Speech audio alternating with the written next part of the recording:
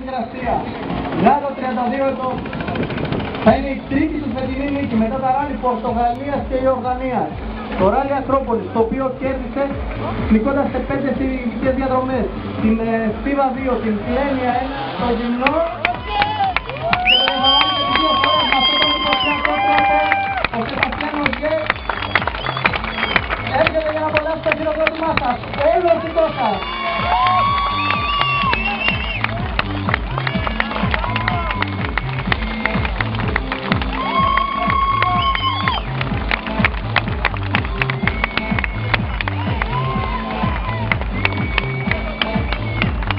Αντέχει με άνεση το βάρος και των δύο οδηγών, το καπό του Citroën DS3 WRC. Η απονομή στον νικητή. So Sebastian, you win the Rally Acropolis after a great battle for the first time in your career. It looks like the gods were with you today. Yeah, they did.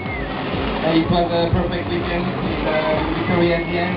We disappointed of the poor race. I'm very happy. Congratulations! Ρωτήσαμε έναν νιώθει ότι είναι η μαζί του σήμερα και είπε ναι, πιθανότατα ήταν ένα πολύ καλό τρίμερο για μας. Πήραμε τη νίκη, πήραμε και τους έγγραφους Power Stage που είναι πάρα πολύ σημαντικό και είμαι πάρα πολύ χαρούμενος γι' αυτό. Η πολιτική του Ράλι Ακρόπολης 2011, Σεβαστιάνο Γκέ!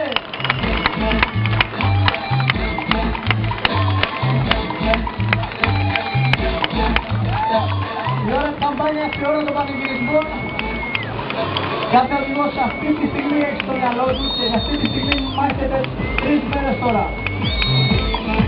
Είναι η πρώτη φορά που ο Σεβαστιάνος Γκέ κερδίζει στο Ράλι Ακρόπολης και η τρίτη φέτος μετά την Πορτογαλία και την Ιορδανία. Είναι όλη η ομάδα της Citroën εδώ για να παραγυρίσει την νίκη της αυτή και για τους κατασκευαστές. Ο Κώστας ο λογοθέτης. Πάμε να δούμε για το δεύτερο πλήρωμα τον Σεβαστιάν Λεπ μαζί με τον συνοδηγό του Ντανιέλ Λενά, οι οποίοι θα έρθουν να βρεθούν στην δεύτερη θέση του βάθρου.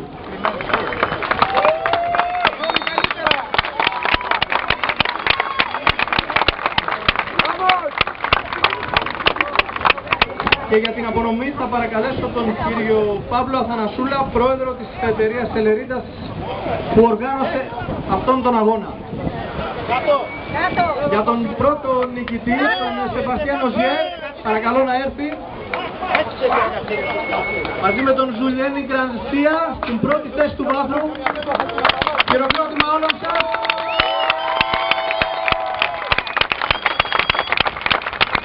Και παρακαλώ για την απονομή τον κύριο Άρη Βοβό, διευθύνων σύμβουλο της εταιρείας Τελερίτας, η οποία οργάνωσε το Ράλι Ακρόπολης, ήταν προμότερ του Ράλι Ακρόπολης.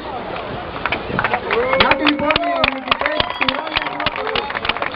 Για λογαριασμό του κατασκευαστή της Citroën είναι ο κ. Σεβαστιάνος Γκέ. Ολίβια Κανέλ θα έρθει να πάρει το τρόπαιο για λογαριασμό του κατασκευαστή που κέρδισε στο Ράλι Ακρόπολης 2011 της Citroën. Ολίβια Κανέλ λοιπόν και το τρόπαιο από τον Παύλο Αθανασούλα, τον πρόεδρο της Τελερίτας. Τα συγχαρητήρια από τον Ολίβια Κανέλ σε όλους τους οδηγούς και το τρόπαιο του κατασκευαστή πρώτης τιμήν της Citroën.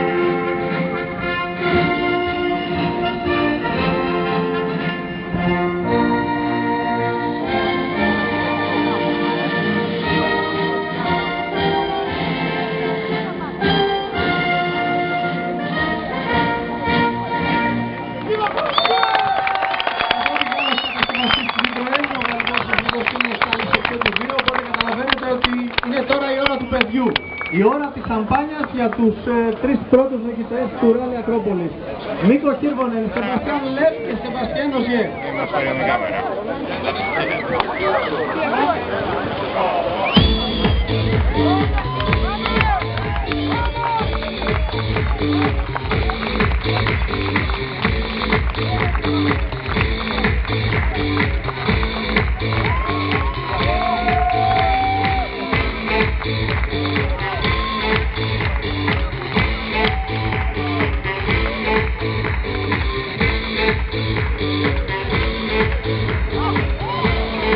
Πολύ όμορφες στιγμές με τα παιχνίδια με τη Σαμπάνια.